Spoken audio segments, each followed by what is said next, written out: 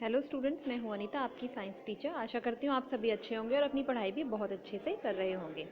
तो आज हम करने जा रहे हैं 7th क्लास की विज्ञान की वर्कशीट है। ये है 24 नंबर वर्कशीट और आज हम करेंगे घास खाने वाले जंतुओं में पाचन। तो मनुष्य में पाचन कैसे होता है मानव शरीर में, हमारे शरीर में, वो हम पिछली वर्कशीट्स में कर चुके हैं। आज हम करने जा रहे हैं घास खाने वाले जंतुओं में पाचन। तो आपने भी देखा होगा जो जंतु घास खाते हैं, जैसे गाय, भैंस, बकरी, तो ये सब रास्ते में देखे होंगे या गांव में कहीं या अपने घर में कहीं देखे होंगे कि ये अपना मुंह जब बैठे होते हैं अपना मुंह चलाते रहते हैं। जैसे हम तो जब खाना खाते हैं उस फूड को च्यू करते हैं और वो पेट के अंदर चला जाता है और उसका पाचन बाद में होना शुरू हो जाता है। तो ये क्या करते हैं, जब खाली बैठे होते हैं तभी भी अपना मुंह चलाते रहते हैं। तो क्या कभी आपने सोचा है? अगर नहीं सोचा है तो सोचना चाहिए कि ये ऐसे क्यों अपना मुंह चलाते रहते हैं। तो उसी के बारे में आज की जो वर्कशीट है ये है। तो इसमें है घास खाने वाले जंतु, जैसे गाय तथा भैंस। घास घास क्या इनका भोजन, उसको जल्दी जल्दी निगलकर आमाशय के एक भाग में भंडारित कर लेते हैं। तो ये क्या करते हैं, अपने खाने को जल्दी से सटक लेते हैं पहले और अपने पेट के ही एक भाग में उसको स्टोर करके रखते हैं। तो हमें ये भी पता है कि कितने केसेस आते हैं कि जो कूड़ा है और कुछ है उसमें जो पॉलीथीन होती हैं वो गाय के, भैंस के, इनके गले में अटक जाती हैं। तो ऐसे क्यों अटक जाती हैं? कुत्ते या बिल्ली के गले में क्यों नहीं अटकती हैं? क्योंकि ये जो एनिमल है, गाय है और भैंस है, ये क्या करते हैं, अपने भोजन को, जैसे अभी बताया, कि एक साथ निगल लेते हैं। तो उसमें कुछ भी हो, पन्नी है, कुछ भी है, वो एक साथ उसको निगल लेते हैं। तो यह भाग रूमेन कहलाता है। तो ये करते हैं, अपने भोजन को जो भी कुछ खा रहे हैं ये पूरा एक साथ निगल लेते हैं और उसके बाद पेट के एक भाग में उसको स्टोर करके रख लेते हैं। उस भाग को क्या बोल रहे हैं? रूमेन। प्रथम आमाशय। आमाशय मतलब पेट होता है, ये तो पता है ना सबको। तो पेट का ही एक भाग होता है इनका, उसमें ये स्टोर करके रखते हैं, जैसे रूमेन बोल रहे हैं। यहाँ पर भोजन का आंशिक पाचन होता है। तो यहाँ पे क्या होता है, भोजन का आंशिक पाचन होता है, मतलब कुछ पाचन यहाँ पर हो जाता है, जिसे जुगाल या कड कहते हैं। इसको क्या बोल रहे हैं? भोजन को जुगाल या कड बोल रहे हैं। परंतु बाद में जंतु इसको छोटे पिंडकों के रूप में पुनः मुख में लेता है, जिसे वह चबाता रहता है। ठीक है, फिर बाद में क्या करता है, उनको छोटे छोटे क्लम्स होते हैं, जो टुकड़े होते हैं, उनको मुंह में आ जाते हैं वापस और उनको वो चबाते रहते हैं जब भी वो खाली बैठते हैं। तो इसलिए क्या होता है कि जो गाय है, भैंस है, हम देखते हैं कि उनका मुंह चलता रहता है, अपने भोजन को चबाते रहते हैं। तो समझ में आया कि ऐसा क्यों? क्योंकि वो अपने भोजन को सटक लेते हैं एक साथ, जो भी कुछ वो खा रहे हैं, और उसके बाद वो कहाँ जाता है? रूमेन में जाता है, पेट के ही एक पार्ट में, रूमेन में जाता है, जहाँ उस भोजन को क्या बोल रहे हैं? कट या जुगाल। फिर उसके बाद वो टुकड़ों के रूप में उनके मुंह में वापस आता रहता है, जैसे कि इस चित्र में भी दिखाया हुआ है ना, कि ये वाला जो पार्ट है ये है रूमेन है और ये पूरा क्या है? ये पेट है पूरा। ठीक है, तो ये रूमेन में खाना स्टोर होता है और यहाँ पे है, और धीरे धीरे यहाँ से फिर वो मुंह में आता रहता है और वो चबाते रहते हैं फिर। तो आगे देख लेते हैं। अब है आंशिक रूप से पचे हुए जुगाल या कड को रूमेन के मुंह में भेजकर चबाने को जुगाली करना रोमनथन कहते हैं। ठीक है, उसको क्या बोल रहे हैं? जो बार बार मुंह में आ रहा है खाना, पहले पेट में उनके चला गया है उसके रूमेन में, और उसके बाद मुंह में जो आ जाता है और बार बार उसको वो खाने को च्यू करते जा रहे हैं, तो इसको क्या बोलते हैं? जुगाली करना या रोमनथन कहते हैं। और ऐसे जंतु रूमेनेंट्स तथा रोमनथी कहलाते हैं। तो इनको क्या बोलते हैं? रूमेनेंट्स बोलते हैं या रोमनथी बोलते हैं। ऐसे जंतुओं को, जो गाय है, भैंस है, इनको बोल रहे हैं रूमेनेंट्स। ठीक है, तो अगर पूछते हैं कि रूमेनेंट्स कौन होते हैं, कौन से जंतु होते हैं? रोमनथी। तो कौन से हैं? जो जुगाली करते रहते हैं, जो अपना भोजन बाद में भी चबाते रहते हैं अपना मुंह। ठीक है, जैसे हम घोड़े को भी देखते हैं, घोड़ा भी ऐसे ही करता रहता है। अब मैं समझ गया कि मनुष्य मवेशियों की तरह ये बाद में आएगा, पहले हम ये देख लेते हैं कि घास में सेलुलोज की प्रचुरता होती है, जो एक प्रकार का कार्बोहाइड्रेट है।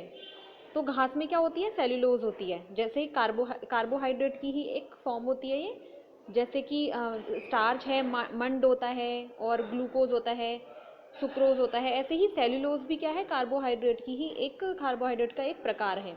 तो रूमिनेंट्स में क्षुद्रांश एवं बृहद्रांत के बीच में थैलीनुमा बड़ी संरचना होती है। तो जो छोटी आंत है और बड़ी आंत है उसके बीच में एक थैलीनुमा, थैली जैसी एक संरचना होती है जिसे अंधनाल कहते हैं। तो भोजन के सेलुलोज का पाचन यहाँ पर कुछ जीवाणुओं द्वारा किया जाता है जो मनुष्य के आहार नाल में अनुपस्थित होते हैं।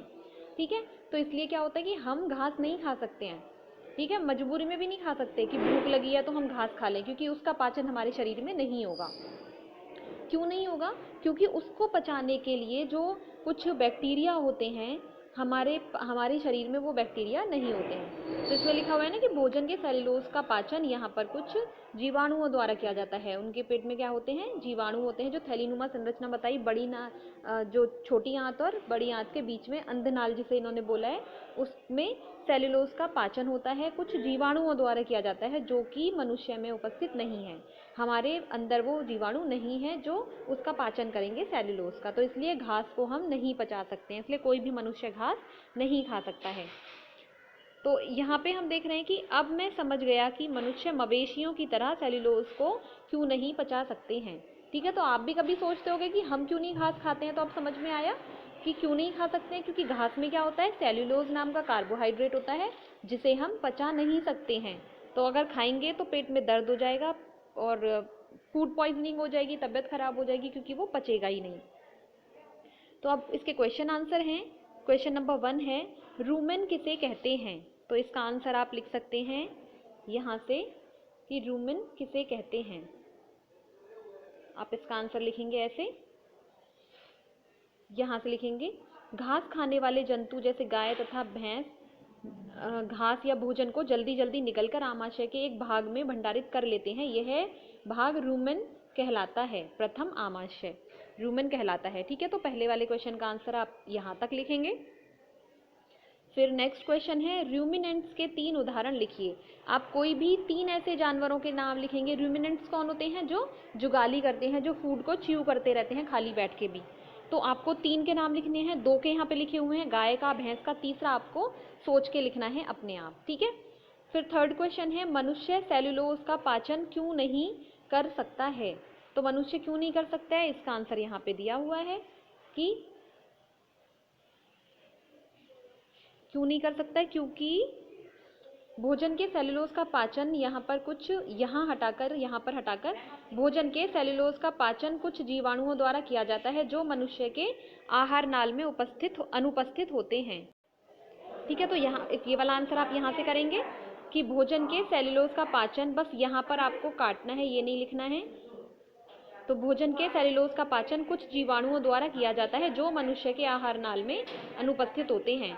तो जो हमारे आहार नाल में अनुपस्थित हैं, नहीं है, उनके द्वारा सेलुलोज का पाचन किया जाता है, लेकिन वो हमारे शरीर में नहीं है, इसलिए हम सेलुलोज का पाचन नहीं कर सकते हैं।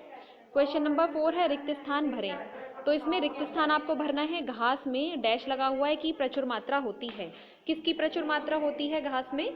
तो आप यहाँ से लिखेंगे सेल्यूलोज की प्रचुरता होती है। नहीं, तो घास में सेल्यूलोज, तो पहले वाले में आप लिखेंगे यहाँ पे सेल्यूलोज की प्रचुर मात्रा होती है, जो एक प्रकार का, फिर लिखेंगे एक प्रकार का क्या है? कार्बोहाइड्रेट।